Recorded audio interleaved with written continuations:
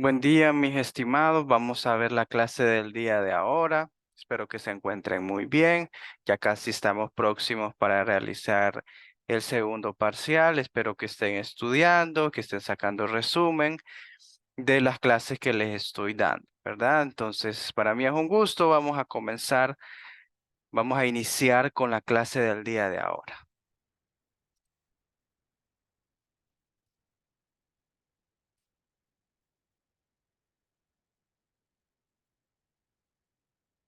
Entonces, vamos a ver la clase del día de ahora denominada Vigilancia Epidemiológica. Permítanme, solo comparto la pantalla. Bueno, la vigilancia epidemiológica, vamos a ver un poco acerca del valor del mes, pero el que tiene bienes de este mundo y ve a su hermano tener necesidad y cierra contra él su corazón, ¿cómo mora el amor de Dios en él? Ustedes pregúntense si debemos de realizar eso y no dar lo que mejor tenemos a nuestro hermano, ¿verdad? Ayudar a nuestro prójimo, como dice la palabra. Lo menciona Primera de Juan 3:17, valor del mes, la solidaridad. Bueno, vamos a ver un poco acerca de los objetivos de la clase. Esta clase se divide en dos porque es amplia, vigilancia epidemiológica 1 y 2. Vamos a ver todos los conceptos al principio y después vamos a ver las aplicaciones. Bueno, entre los objetivos, al finalizar, queremos que reconozca la importancia de la vigilancia epidemiológica, identificar los tipos de vigilancia epidemiológica y sus usos, además de aplicar los principios de la vigilancia a problemas locales y regionales. Bueno, en forma de introducción, vamos a comenzar a decir que los sistemas de salud han visto la obligación y la necesidad de establecer sistemas de vigilancia con el objetivo de conocer el proceso de salud, enfermedad en la población. Entonces, como les mencionaba, ¿verdad? Entonces hacemos esa vigilancia para conocer por qué se está enfermando esta comunidad más de dengue, por qué se está enfermando de fiebre tifoidea. Vamos a hacer la vigilancia, vamos a ver los números de casos, vamos a hacer un plan de acción, vamos a realizar las actividades en esa comunidad para disminuir estos episodios, ¿verdad? Para disminuir que se estén produciendo estas enfermedades.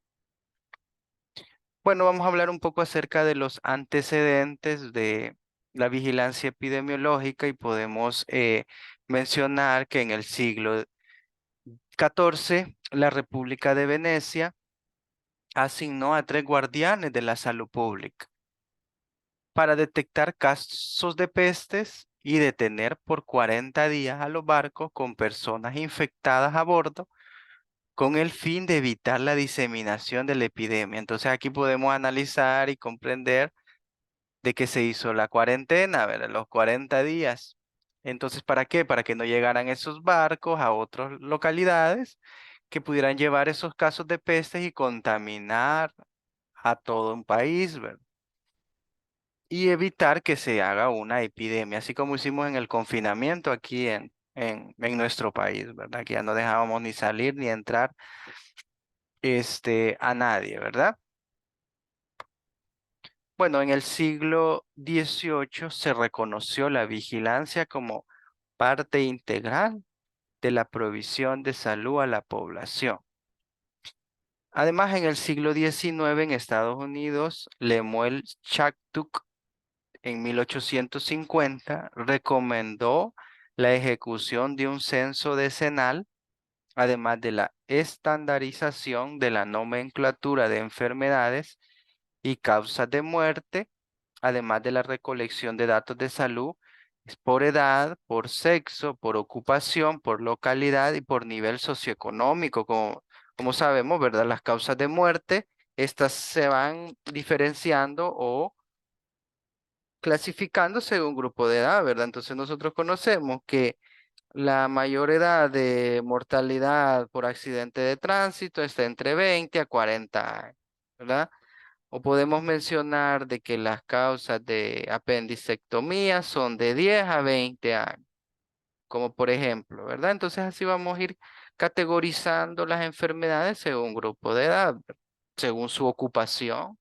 Podemos mencionar los casos de insuficiencia renal por la utilización de agroquímicos.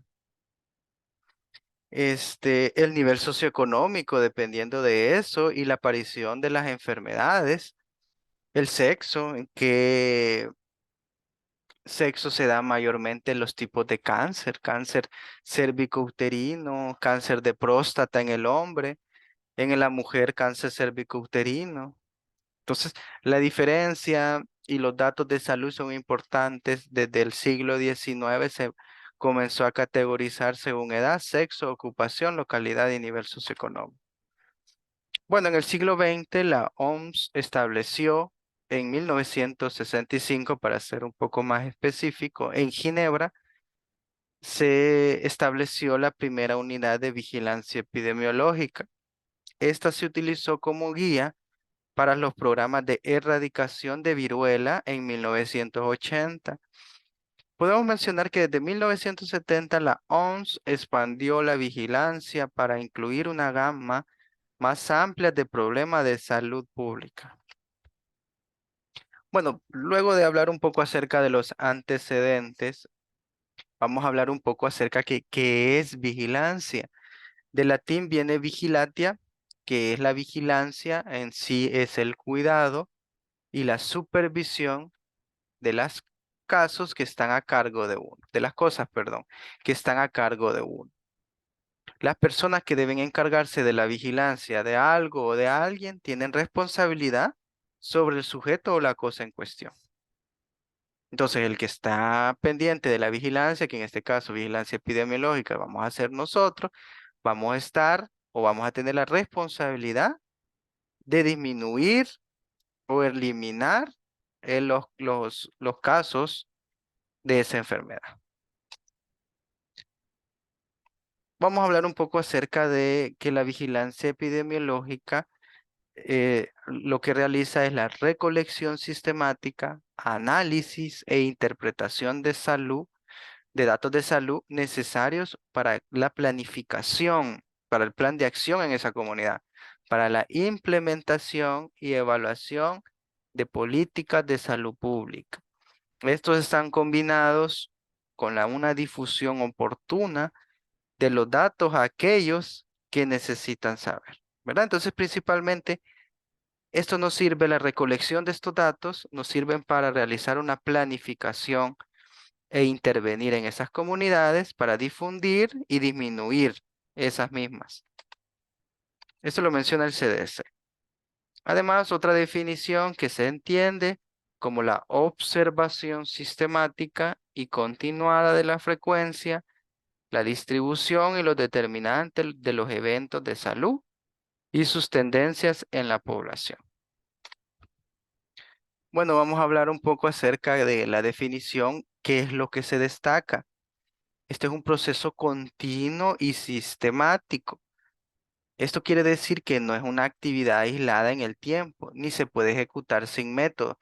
No quiere decir de que solo en enero vamos a vigilar dengue, o no solo quiere decir de que en marzo, sino que lo vamos a estar vigilando todo el año. Sabemos que hay unos periodos que con la lluvia, con que se estanca el agua en los depósitos que ya conocemos, ya sea llanta, florero, puede haber una aparición de casos de dengue, pero no quiere decir de que en octubre no va a haber dengue, ¿verdad? Puede haber unos casos, perdón, en diciembre van a haber unos casos de dengue, no los podemos excluir, ¿verdad? Entonces, es una actividad que siempre, continuo y sistemático, lo vamos a realizar. Es un proceso de escrutinio de tendencias, además de un proceso de comparación entre lo que se observa y lo que se espera, para detectar o anticipar cambios en la frecuencia, distribución o determinantes de la enfermedad en la población. Aquí menciona los determinantes incluso sociales de la salud, cuáles son estilos de vida, sistemas sanitarios, el medio ambiente y la genética. ¿verdad? Esos 4 determinantes sociales son los que yo quiero que ustedes se aprendan. Bueno, también los objetivos propiamente dichos de la vigilancia epidemiológica, como primer objetivo es detectar cambios agudos en la ocurrencia y distribución de las enfermedades. Como segundo objetivo es identificar, cuantificar y monitorear las tendencias y patrones del proceso salud-enfermedad en las poblaciones.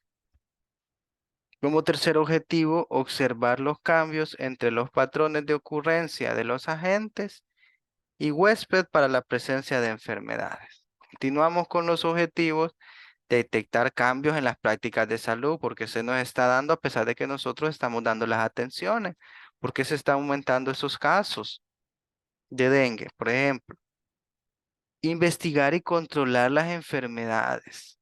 Vamos a investigar los casos de dengue, vamos a ver que hay un brote, una alza, y vamos a ver qué realizamos. Vamos a ver ese plan de acción para controlar esa enfermedad. Planear los programas de salud, evaluar las medidas de prevención y control de estas enfermedades. Bueno, ¿cuáles son esos propósitos? ¿Cuáles son sus propósitos? Detección y control de brotes o epidemias. Vamos a detener que esos casos de dengue estén en aumento, en aumento, en aumento, ¿verdad? Vamos a disminuir. Vamos a detectarlos y controlarlos. Detección de eventos nuevos o desconocidos, como caso del ¿verdad? No esperados, anticipándonos a situaciones emergentes. También para eso es los propósitos de la vigilancia epidemiológica.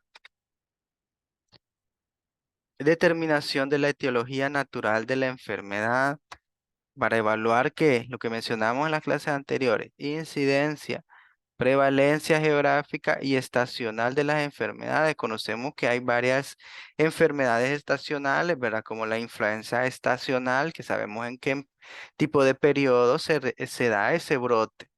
Entonces, por eso es necesario vigilar estas enfermedades. Otros propósitos es evaluación de las medidas que estamos realizando de control, detección y monitoreo de cambios y tendencias futuras de los agentes patógenos, detección de cambios en la práctica médico-sanitaria, desarrollar aspectos epidemiológicos que ayuden a controlar, prevenir y erradicar enfermedades, planificación y administración de la salud pública. Bueno, vamos a entrar un poco acerca de los tipos de vigilancia epidemiológica, que puede ser pregunta de parcial, pues apréndenselo. Bueno, la vigilancia se divide en dos. Se divide en tres, perdón, aquí está el otro, vigilancia centinela. Entonces vamos a hablar que se divide en tres. Primero mencionamos la vigilancia pasiva. En este tipo de vigilancia, cada nivel de salud, o sea, cada unidad de salud, ya sea por nivel, primero, segundo, tercer nivel, envía información en forma rutinaria y periódica sobre los eventos sujetos de vigilancia al nivel inmediato superior. La vigilancia activa: en este tipo de vigilancia, el equipo de salud acude a la fuente de información para realizar una búsqueda intencional de caso del evento de sujeto de vigilancia. Entonces, la pasiva es la que estamos mandando y la activa es: hay casos de dengue, veamos en esta comunidad, vamos a buscar, esa ya es la vigilancia activa. Y la vigilancia centinela es la que se realiza para un evento de salud determinado que permite monitorear el comportamiento de una enfermedad, sus efectos sobre la salud, además de identificar y vigilar la aparición de subvariantes antigénicas. Esa es la vigilancia centinela. ¿Cuáles son esos lugares? Hospitales, departamentos, etcétera. Bueno, también nos podemos decir entonces que vigilamos. ¿Qué estamos vigilando? Principalmente las enfermedades transmisibles. las enfermedades crónicas no transmisibles, las lesiones y muertes por violencias y accidentes, la mortalidad infantil, materna e iniquidades sociales en salud. Entonces yo les puedo preguntar por qué es lo que vigilamos, enfermedades transmisibles. Ya mencioné ese virus del papiloma humano, VIH, etcétera. Enfermedades crónicas no transmisibles, como por ejemplo hipertensión, diabetes, dislipidemia, insuficiencia renal crónica. Las lesiones y muertes por violencias y accidentes, que lo mismo menciona, ¿verdad? No es necesario explicarlo. La mortalidad infantil y materna, como por ejemplo, por qué están muriendo de neumonía los niños o por qué hay mucha mortalidad, morbilidad materna por IBU, por vaginosis bacteriana, sífilis. Pues entonces eso nos interesa vigilar. Además de la gravedad de la enfermedad, la incidencia en la que está ocurriendo la enfermedad, la prevalencia, que es otro indicador que ya lo mencionamos, la mortalidad general, la probabilidad de actividades de control. Entonces, esas son lo que vigilamos. Bueno, dentro de un diseño de un sistema de vigilancia epidemiológica podemos mencionar. ¿Cuál es el diseño? En primer lugar, se define su estructura, los componentes, delimitar los datos a recoger, la forma en que debe analizar la información, la periodicidad, el flujo de información o el diagrama de flujo. Esto quiere decir responder a las preguntas como, por ejemplo, ¿qué cosa? Vamos a definir el objeto de vigilancia. ¿Cómo?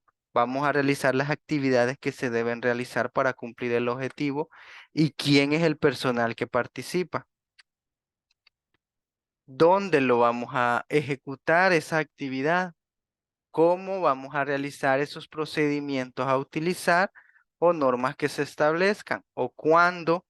¿Qué es la frecuencia con la que se mide? La periodicidad de recogida y análisis de datos. ¿Cuál sería el producto de salida que se desea y el resultado esperado? Bueno, dentro del diseño, para determinar qué enfermedad o evento es susceptible de vigilancia, se debe de tener en cuenta aquellas que constituyen un verdadero problema de salud, tanto en el territorio nacional o al nivel que se determinen las autoridades correspondientes. Esto se realiza de acuerdo a parámetros que definen su comportamiento, como por ejemplo la magnitud, la trascendencia, la vulnerabilidad, que estas están posibilidades de prevención y tratamiento exitoso al alcance de los servicios de salud, dados por los principales indicadores epidemiológicos utilizados para el análisis, como por ejemplo, ¿cuáles son esos indicadores? Incidencia, lo volvemos a mencionar, prevalencia, mortalidad, letalidad, tendencia, nivel de riesgo y el grado de repercusión que esa situación representa para la sociedad, para la comunidad, el gasto hospitalario, el gasto de medicamentos que representa para nuestro país. Bueno, las etapas básicas de los sistemas de vigilancia está, primero lo que debemos de hacer, como sabemos, es la recolección de datos. ¿Cuáles son esas actividades? Perdón, dentro de esas actividades está la operacionalización de la guía normativa, detección de casos, la notificación. Sabemos que nosotros debemos de notificar esos casos, clasificación y la validación de casos. Bueno, ya los recolectamos. Después analizamos la información. Vamos dentro de las actividades, la consolidación de datos, los análisis de variables epidemiológicos o básicas. Luego de hacer el análisis, hacemos la interpretación de la información, que dentro de esas actividades está la comparación con datos previos e inclusión de variables locales no consideradas en la recolección de datos. Y la difusión de la información, está la elaboración de materiales de difusión para distintos niveles de decisión. Bueno, dentro de la recolección de datos, Para la detección de estos casos se requiere aplicar una definición de casos estandarizadas, así como para definir los datos mínimos a recolectar y ubicar las fuentes de dichos datos. Para la clasificación de casos, los podemos mencionar, los casos pueden ser sospechosos, probables y confirmados. Se requiere con un procedimiento básico de seguimiento de los casos. Aquí podemos observar la definición de caso. Hay que definir claramente cuál es la condición que hay que incluir en la vigilancia, como por ejemplo, debe de ser sencilla, entendible, aceptable, debe haber práctica y manejable, sensible y específico. Entonces, esos son los datos que debe de incluir. La definición de caso.